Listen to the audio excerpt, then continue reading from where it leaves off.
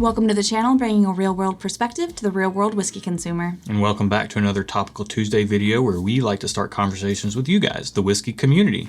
Let's get right into it. Today we are talking about bourbons, or rather whiskeys, we have fallen out of love with. And this is part 2 in a series, a 2-part series that we started last Tuesday. So if you haven't seen that video yet, we'll put a link in the video description below. Make sure you check that out before you watch this one. Yeah. Come right on back because we've got more that are sure to maybe incite at least some interesting conversation. Yes. We'll say that. With all that said, let's get right into it with our first bottle that do we it. have fallen out of love with. Wah, wah. And it's going to be 1792 Small Batch. Now, I, particularly of the two of us, love Barton 1792 distillate. Their whiskeys are very, very good, especially their higher end offerings, their source stuff. Huge fan. This was a bottle that we got, I don't remember when I got my first bottle of 1792 Small Batch. It must have been 5 years ago. Okay. And I remember loving it, just absolutely loving the stuff. I thought the bottle shape was really cool. Yeah. I thought it looked kind of like modern and retro, but modern but retro at the same time. Somehow, and I think that even played into it because I wasn't doing any blind tastings back then, and I was just head over heels. I bought multiple bottle after bottle, really enjoyed it, started putting it in blind tastings, and it didn't fare that well.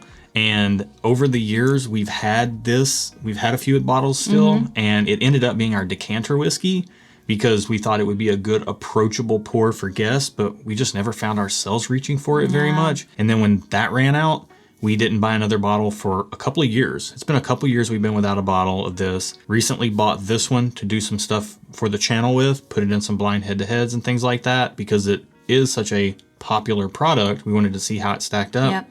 And we wanted to see if our palates have changed at all, but they haven't. So, Yeah. you know, it's not bad though. Like, don't hear what we're not saying. That's always the caveat with these episodes. Don't hear what we're not saying. It's not a bad product. We like it. Yeah. We just don't love it anymore. So it's not 1792, it's us. So that's the way it goes with Fair this enough. one. Yeah. Let's get into our next one. Keep the train rolling. Okay. Right into some Sazerac Rye. I almost said bourbon at the top, but it's whiskeys we've fallen out of love with because we've fallen out of love with Sazerac, particularly you. Sazerac is one that when I know I'm drinking it, I'm like, oh, this is so great, I love it. And then we put it into blinds, and kind of like you with 1792, it has not done well in blind tastings for me, and that makes my heart sad because when I know I'm drinking it, I'm all into it, but when I don't know, it's not as good as I want it to be. Yeah, and this product for me particularly, I remember the first bottle we got, I brought it home, I was excited about it, put it in a blind head-to-head against Bullet Rye, which was your old faithful, your old standby, your mashed potatoes and gravy. Still is. Yeah, and I remember thinking one of them was just very simple and generally good, and then the other one was so much more interesting and layered. And I thought that has to be the Sazerac because I never really drank Bullet Rye very much. You didn't really drink Rye a lot back then. Right. So I thought the better one had to be the Sazerac. Lo and behold, it was the Bullet. Yeah. Yeah. And I found now over time that I would much rather have something like an Elijah Craig Rye at 94 proof over this bottle here. It's good. It's fine. Yeah, it's not bad. And that's why it makes me sad that I don't like it as well in blinds because I do like it when I know I'm drinking it. Yeah. It has a little bit of like a Lipton's unsweet tea vibe to me. I think it has kind of a sweet tea vibe. Yeah, like a lightly sweetened tea. Lightly sweetened. Yeah, not like Southern sweet tea. Not Southern sweet tea. Like that God made got tea like to be. a gallon of sugar in it. Yeah. But, I mean, it's good. It's fine. It's great. It's a lovely product for the money, but we have don't fallen love out it. of love with it. Yeah. So let's get that out of here. Get right into the next one.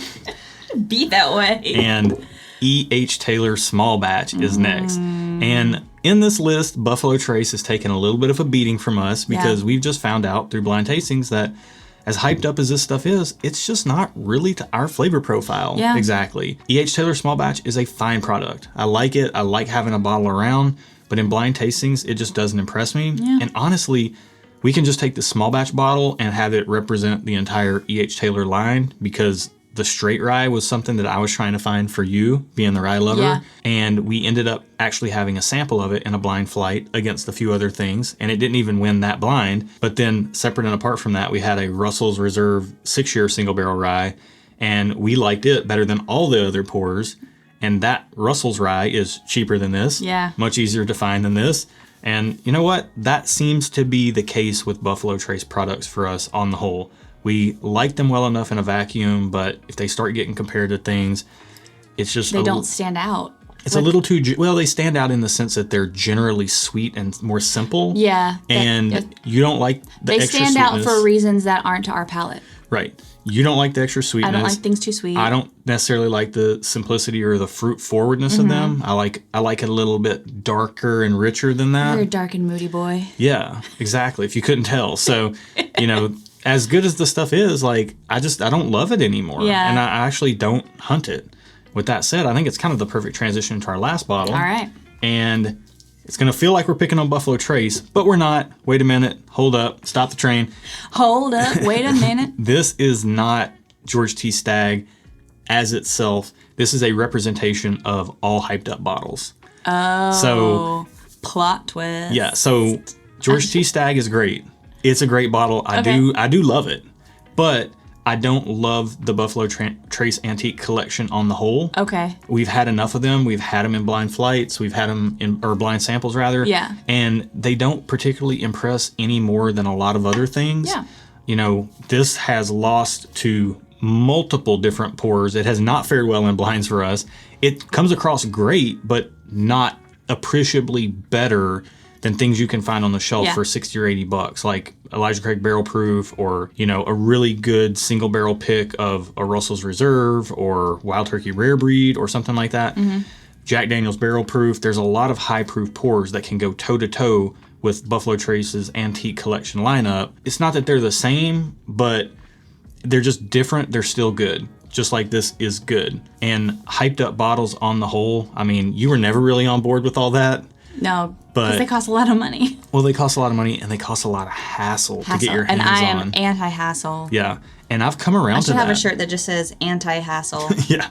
So this, as good as it is, I was able to walk not even a half a block down the road when there was a liquor store right there, and they were doing a raffle. There used to be. They were doing a raffle. I got a ticket. I ended up getting this. I waited in line for 15 minutes and got it for $109. But waiting in line overnight for something like this, or paying hundreds or even $1,000 or more for something out of the Buffalo Trace Antique Collection, or $500 for a Russell's Reserve 13-year or something like that. They're cool bottles to have. We just don't have the discretionary budget to pay what they go for oftentimes. We've got other things that we personally want to spend our money on, and then we also are not going to go wait for them either. And the fascinating thing about this is that I wish I could just say that that's all it was and help anybody feel better, but they just, in blind tastings, they're just not holding up as being all that different, like we said. So we've fallen out of love with the big hyped bottles.